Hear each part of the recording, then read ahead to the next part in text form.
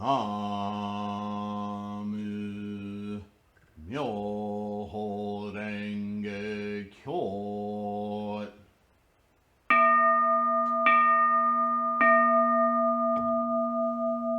Namu Myoho Renge Kyo.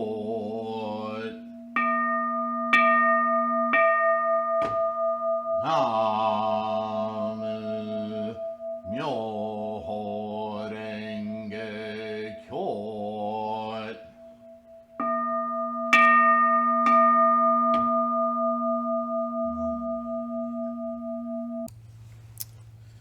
Namo Myoho Renge Kyo. Hi everyone, thanks for being here. Thank you for your practice and your study. It's amazing, and I'm proud of your practice.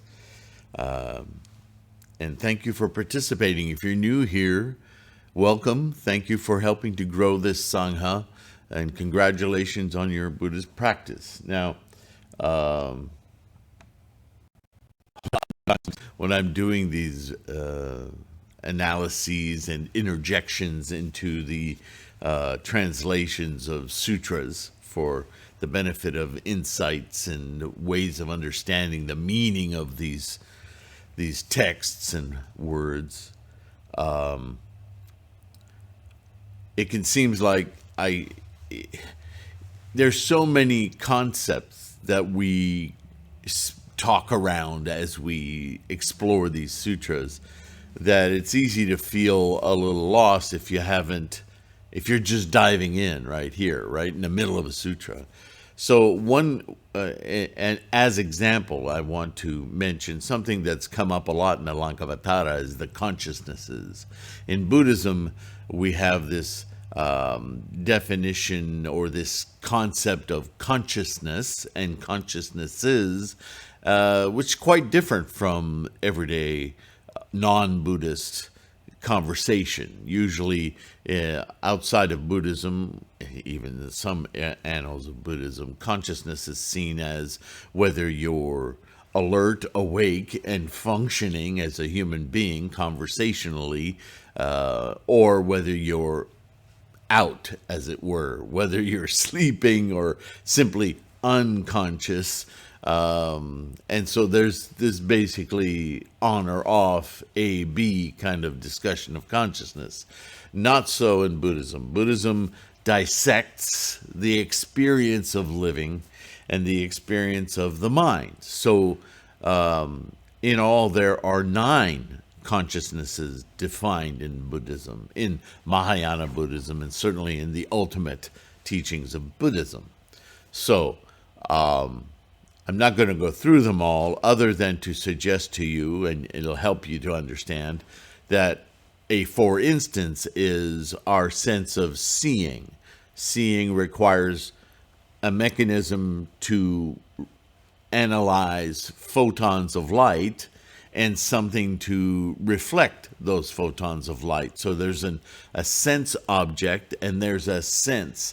And that whole mechanism, brain, nerves, eye, and subject, are the seeing or the vision consciousness. So that's a consciousness in Buddhism, as is taste, smell, ear, oral, ear, listening, sound.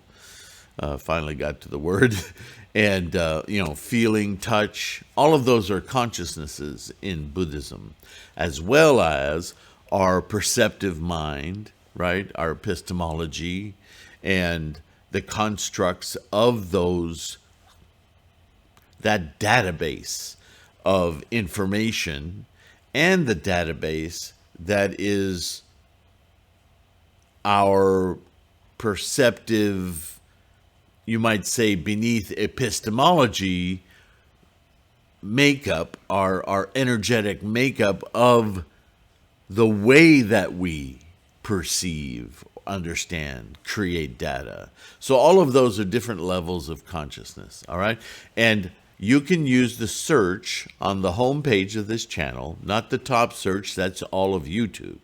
But there's a search, a little magnifying glass in the menu in the middle of the page on the home page. And if you click on that and put any term in there, whether it's consciousnesses, 9 consciousnesses, karma.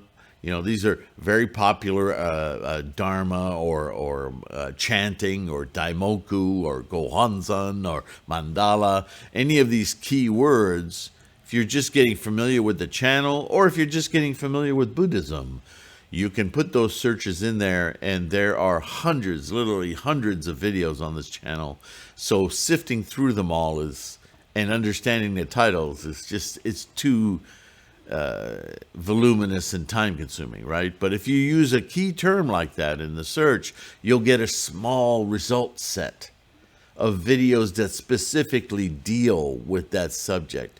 Whether it's in the title or in the description, it'll come up for you, and you can sift through those, a much smaller set, and look for a specific topic to dive into and get hopefully some insights to satisfy your curiosity and your knowledge as you build your understanding of Buddhism. Beyond that, there's the playlists, which are collections of videos and teachings and so forth, with specific focus. For instance, this Lankavatara Sutra or the Lotus Sutra. There's a playlist called the Lotus Lectures. A lot of you are coming as a result of researching Nichiren and the Lotus Sutra Buddhism, yes? And so the Lotus Lectures might be a really great way for you to go through, I don't know how many, there's dozens and dozens. But what I've done there is I've read through every single page and word of the Introduction Sutra, the entire 28 chapters of the Sutra, and the closing Sutra, right? And talked about it as I read it to excavate the meaning in the words. And so that can be a really great introduction to Buddhism entirely, and certainly the practice of Lotus Sutra Buddhism. Yeah? Okay, now let's get back to the subject at hand. Still stopped up a bit today, so I hope you can hear me or understand me clearly. And this subject of the consciousnesses, it comes up constantly in our reading of the Lankavatara. And here we're going to be talking, here's a word that Suzuki and many others have used, that he's the author of this particular translation, that annoy me to no end. The idea that when Shakyamuni talks about habit energy, that you could replace that with the word memory. That's just incorrect. That's a lack of understanding of the 9 consciousnesses, actually. Habit energy, I mean, listen to the word. It's something that's constantly happening, but it has a pattern. That's not, by definition, memory. Memory is something that you're hanging on to as the very problem of samsara is that you've experienced something once and you've permanentized it, made it exist as a permanent thing, and you continue to recall that thing in the way that it was that one time that you experienced it. Well, that's the disease of samsara. That's the illusion, because nothing does that. Nothing, no thing exists at one point in time and stays that way. That's the primary delusion that Buddhist practice is trying to eschew, get rid of it. So to use memory as a replacement word, heinous error of misunderstanding Buddhism. Yeah? So, I don't know whose decision it was to throw that word in there, but habit energy is not memory. Habit energy is continuously doing the same thing based on the same assumptions, and even doing that same thing is different every time you do it, because everything exists in a moment-to-moment instantiation of potential. It may be conditioned and have the same tendencies as it has had in the past. But this instantiation is unique,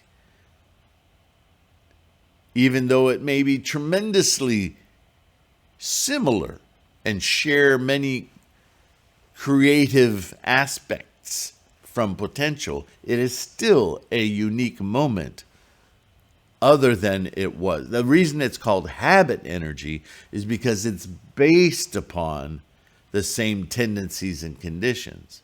But that does not make it the same as before, because that would mean no change. And nothing exists that way. So, not memory. Okay? So I may miss that as I read this because he uses it a lot. But please understand, that's not what Shakyamuni means when he talks about habit energy, right?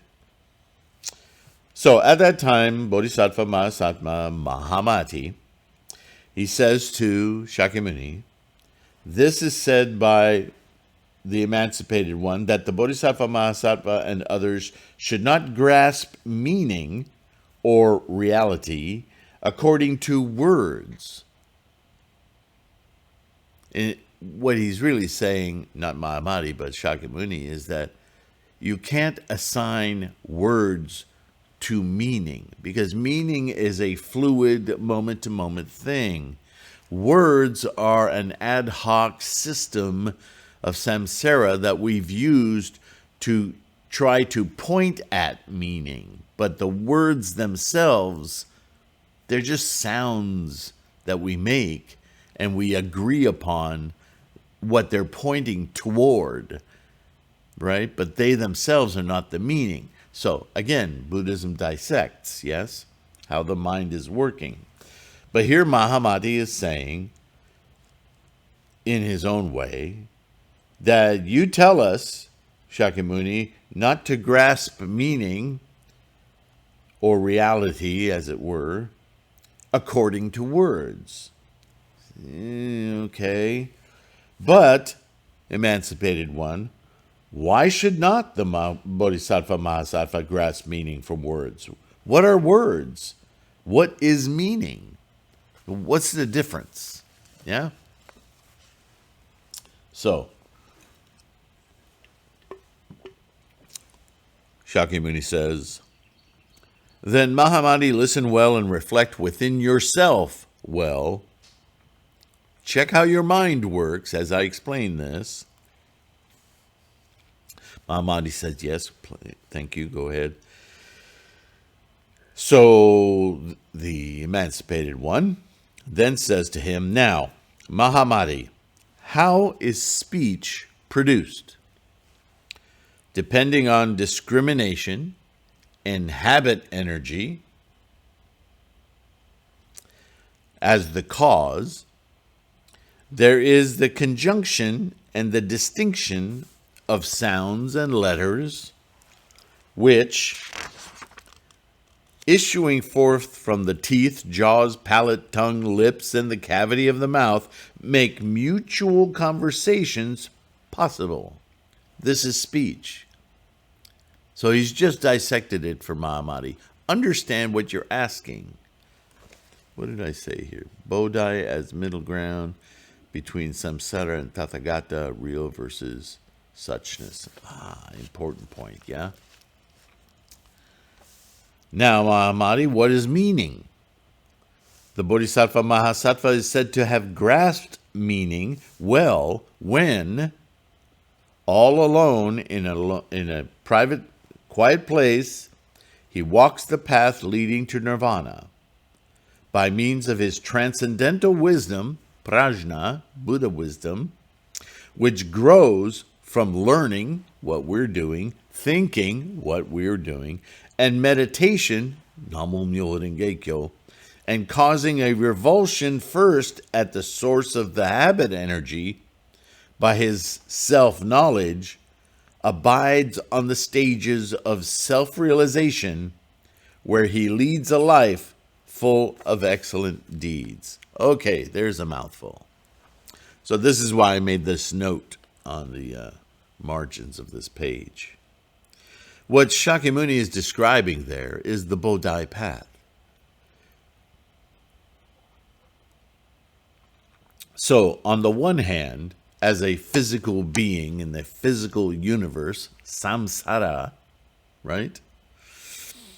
We have to contend with this time machine that we're in, of constant manifestations of all potential, some of which is skin, some of which is eyeballs and consciousnesses, some of which is chairs and automobiles and houses and food and da.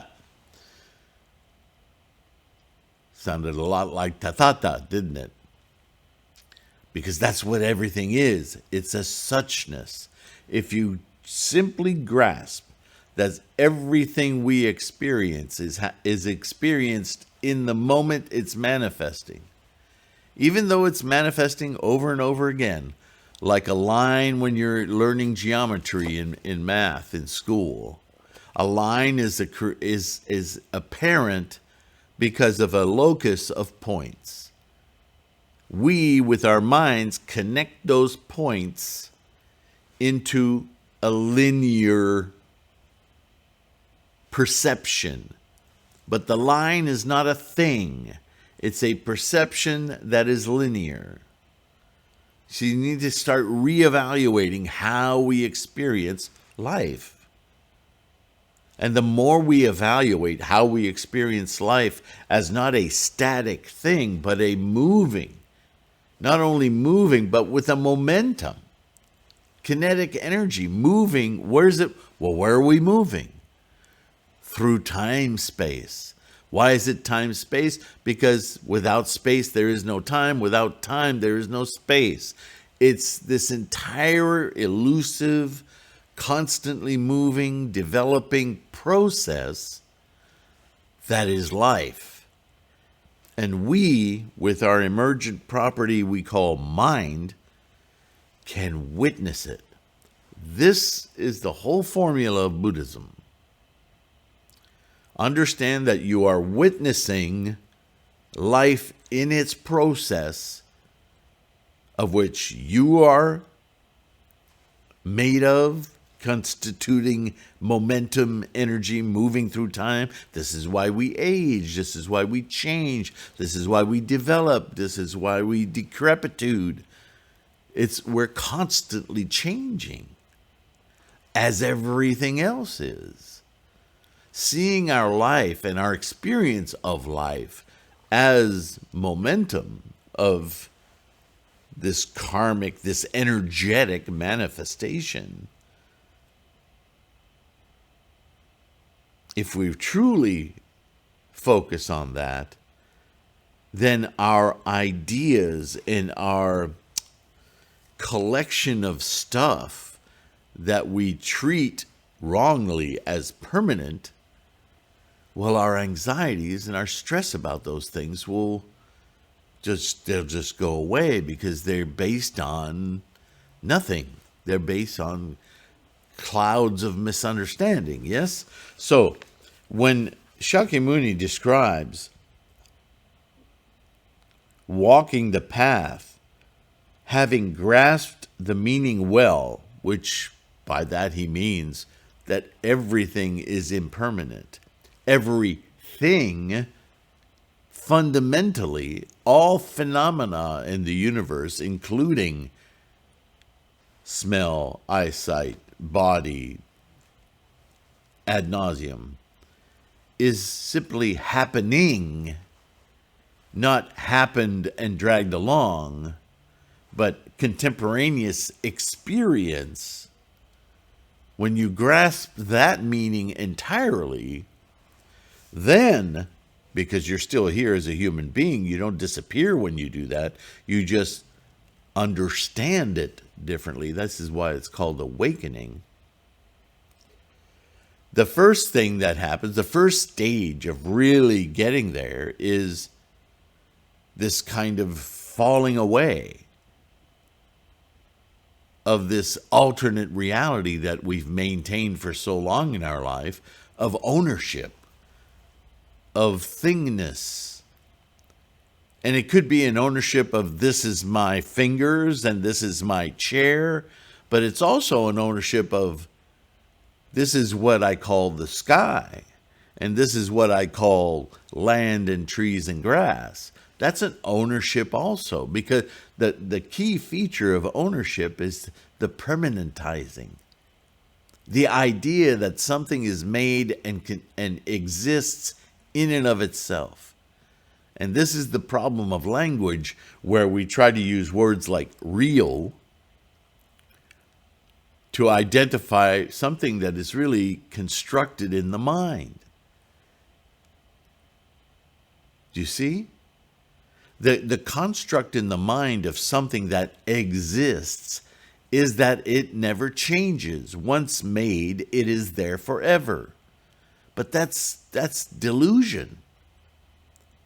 And we're really fond of those delusions because we like relying upon them. Why do we rely upon them? Because by identifying those things as real, we identify ourselves as real. This is the quixotic puzzle of identification. You cannot say that is that without saying that this is not that. Even if you don't say it, that's what you're saying. You're instantiating that permanence and division and therefore identity. And this is where the self and the ego are constructed, by identification. Make sense? So what Shakyamuni is saying here is that when you finally get that everything is in process, just momentums, vast momentums of energy manifesting like little sparks off a sparkler, all of the potential manifestations, moment to moment, and you're in a position with the mind, your sentience, to witness it. Rather than own it, hold on to it, you're just the witness of the process. When you finally grasp that, you're still human, you're still here in the process, but your perception suddenly shifts from the grand, stressed, and anxiety-ridden owner to the witness and highly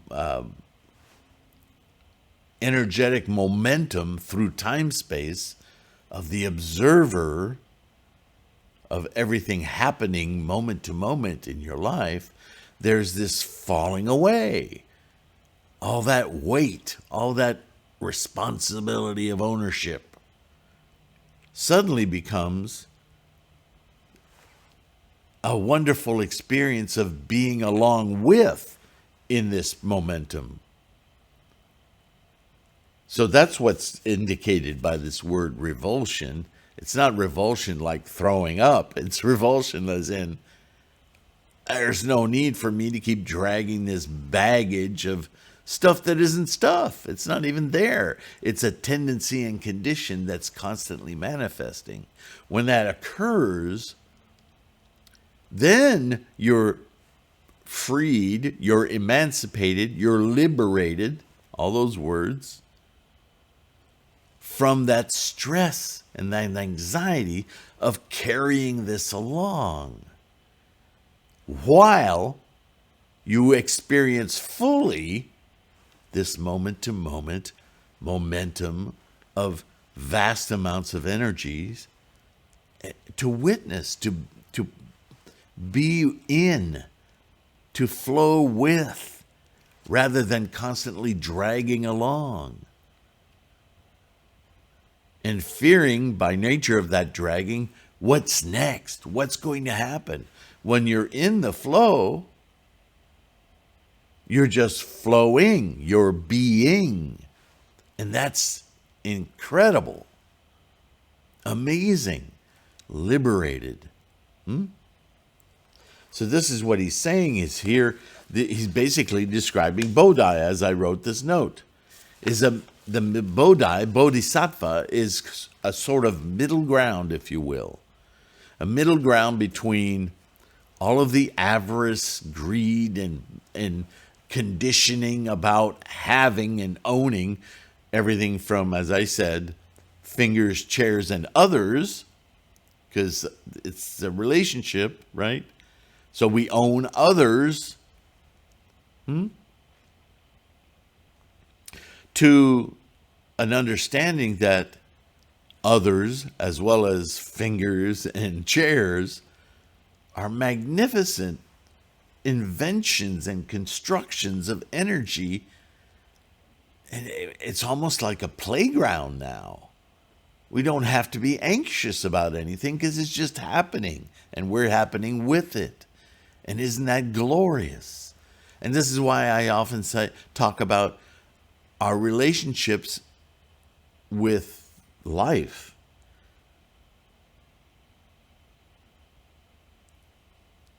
And how can we have that shift of understanding without having a complete revulsion or revolution of attitude?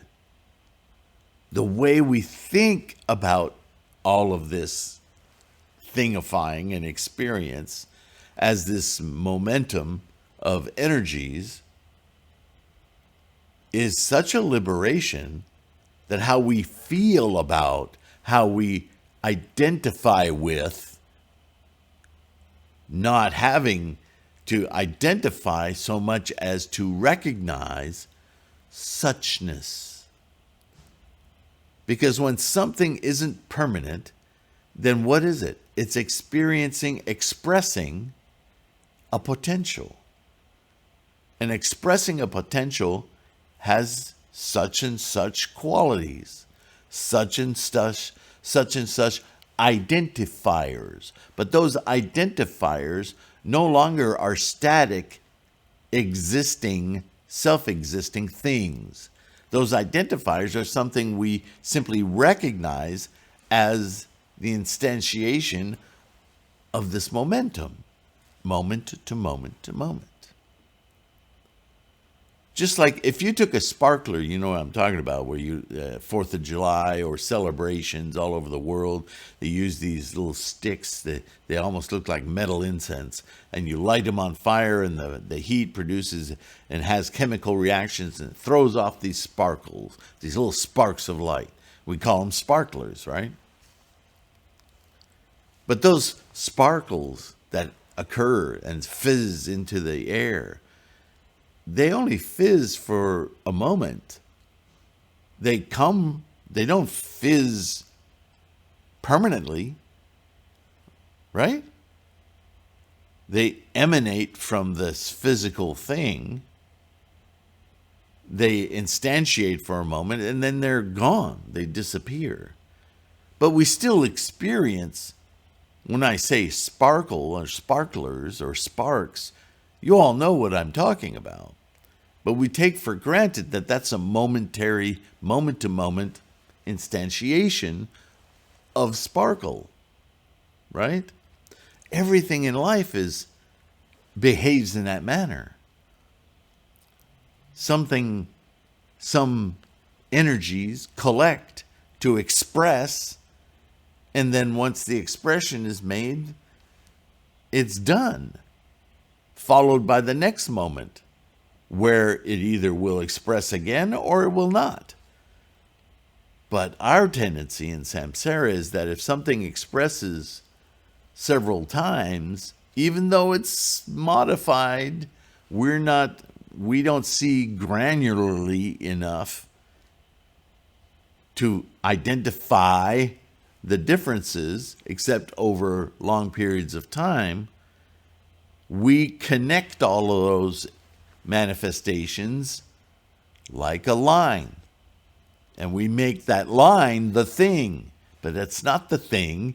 It's our connectivity of the manifestations of the process of the energies that we're witnessing.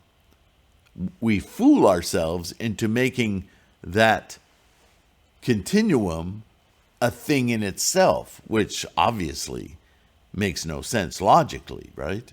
But that's what we do.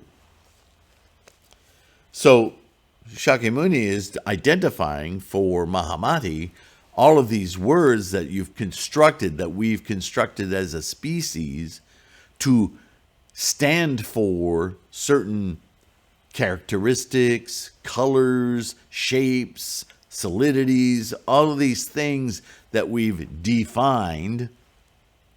We maintain the definition of words as a habit energy. We rely on these words to stand in for or describe, identify these varied characteristics in all phenomena.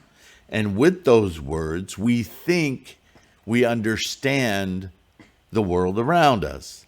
But the world doesn't create, or the words don't create that understanding. They're a mechanism for us to communicate, converse about an impression of the expressions of momentum, of what's going on in the world.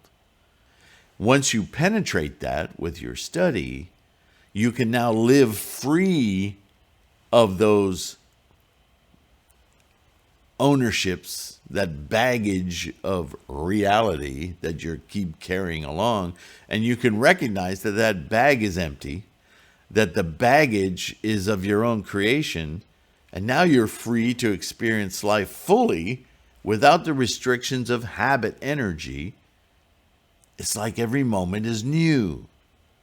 And this is what it is to attain Buddha-ness while in this samsaric human form.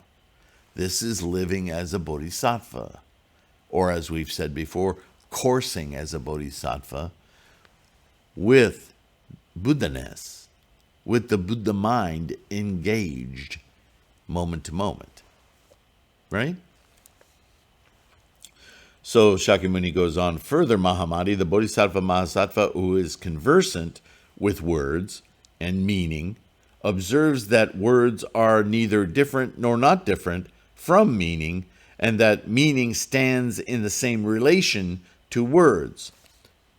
In other words, when you understand how words and language functions, then you're liberated again from the vice of the words having their own meaning, that they don't create meaning, that they are a device with which we can point to and lead to meaning. And in that respect, learning meaning as a human being is to learn how to use words to point to it. It's very circular, yeah? If Mahamani, meaning is different from words, it will not be made manifest by means of words. But meaning isn't entered into by words as things are revealed by a lamp. It is Mahamati like a man carrying a lamp to look after his property. By means of this light, he can say, "This is my property, and so is kept in it in this place." Just so Mahamati, by means of the lamp of words and speech originating from discriminations, and the Bodhisattva Mahasattvas can enter into the exalted state of self-realization, which is free from speech and discrimination. The goal, the meaning of all of these words and conversation is to get to this enlightened place. Further, Mahamati, if a man becomes attached to the literal meaning of words and holds fast to their agreement in regard to the original state of nirvana, which is unborn and undying, the triple vehicle, the one vehicle, the five dharmas, mentation, the three svabhavas, etc., he will come to cherish views either affirmative or negative. As varieties of objects are seen in Maya, dream, and are discriminated as real, what I was saying earlier, statements are erroneously made. Discriminations erroneously go on because they're still built on illusion. It is by the ignorant that discriminations thus go on. It is otherwise with the wise. So it is also said, those who following words discriminate and assert various notions are bound for hell because of their assertions. Hell being the trap of the stress and anxiety of identification, the plight of humankind, right? The samsaric reality. The ego soul is not with the skandhas, nor are the skandhas in the ego soul. These primary consciousnesses, sight, hearing, smell, sound, so forth, they don't come from an ego soul. There is no soul or ego for that matter. They're equated here. This may be Suzuki's device, or this may be Shakyamuni speaking this way. The ego is constructed, as we talked earlier, from our collections of identification. And that ego slides into this mythical thing known as a soul, as though it exists without a mind. This is a huge delusion that is seized upon by all religious con men. And so Shakyamuni goes on, they are not as they are discriminated, nor are they otherwise. Because if you build everything on this illusory idea of permanence, Chloe, please stop doing that. You're going to hurt yourself. Poor little dog, trouble breathing. They are not as they are discriminated, nor are they otherwise. The reality of objects is seen being discriminated by the ignorant. In other words, people who don't know better because they haven't studied this. If it were so as they are seen, all would be seeing the truth. As all things are unreal, in other words, not permanent, not owned, not lost, just a process of being, there is neither defilement nor purity. There's just the process. Things are not as they are seen, nor are they otherwise. That's always the part that confuses people, isn't it? We'll talk about that a little bit more and we'll close for today. Yes, Shakyamuni certainly goes on from there, but, it takes time to excavate the meaning in all of these words, right?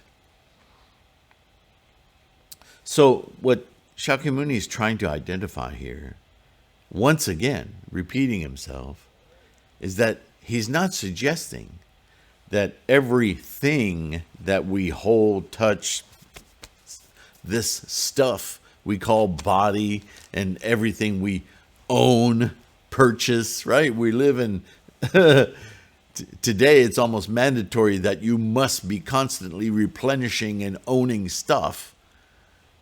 Our idea of possessing is run amok in the world today, right?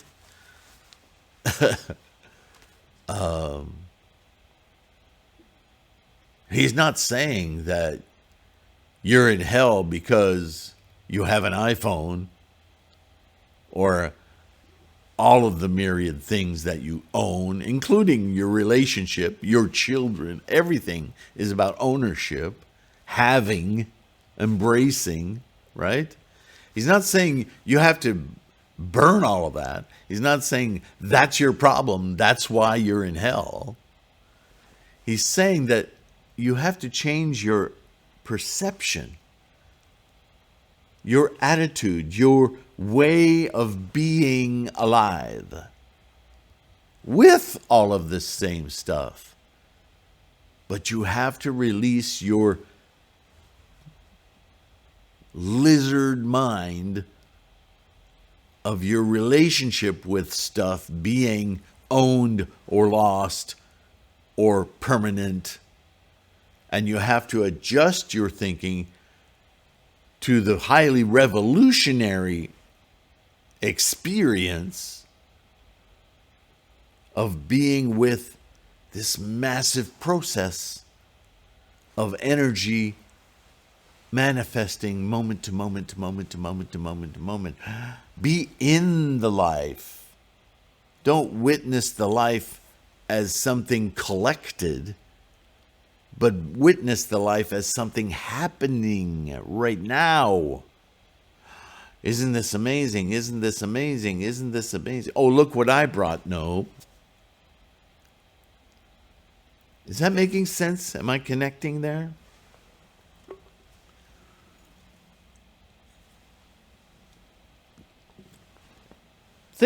I keep bringing up relationships, but think for a minute. You're with somebody you love. And maybe, and if you're alone and you have a pet, make it the pet. Find a relationship. If you're not in a relationship with another human being, then look around in your life and see what you do all the time. Is it watching TV? Is it gaming? Whatever. You have constantly, whether you're thinking about them directly or not, expectations of those others in your life. And when your expectations are not met, there is anxiety and stress. Simple, right? And you don't have to go any further to understand that when you base your next action or your next thought or your next words on those unmet expectations, trouble ensues. We don't have to get super specific. You understand, don't you? But think for a minute. If every moment of your experience with that other or those others was nothing more, nothing less than getting rid of the expectation and instead replacing expectation with contemporaneous experience, you may have to think on this for a bit. But what I'm saying to you is expectation is habit energy. You expect something to behave as it did, which in your own mind isn't real, because your mind is changing about what that expectation is moment to moment to moment. But without even going there, what your expectation is of something which is also changing moment to moment, it's unreal. It's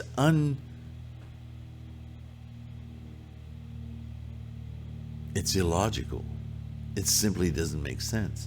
But that's how we behave, right? So instead of expecting my girlfriend to show up at the door in between the next 5 and 10 minutes and 30 minutes go by and I'm now stressed.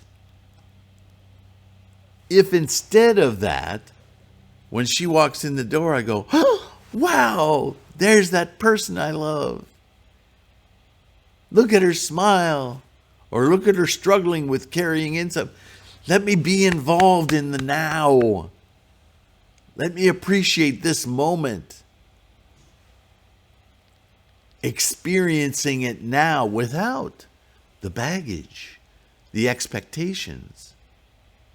How different do you think life would be, your experience of life, if that is the new way that you would experience everything? Does it even seem possible? The more you think about it, the more it's going to be But I want you, this is my thought exercise for you. And when you and I, Lotus Sutra practitioners, use Shakyamuni's fundamental formula for how you do this, and we use this mandala to capture all those consciousnesses and force them through the Gohandan porthole, right, of Buddha-ness, this is what we do. This is what we manifest, is that mind of the right now, that mind of this experience in momentum, flowing, careening through time-space. Right?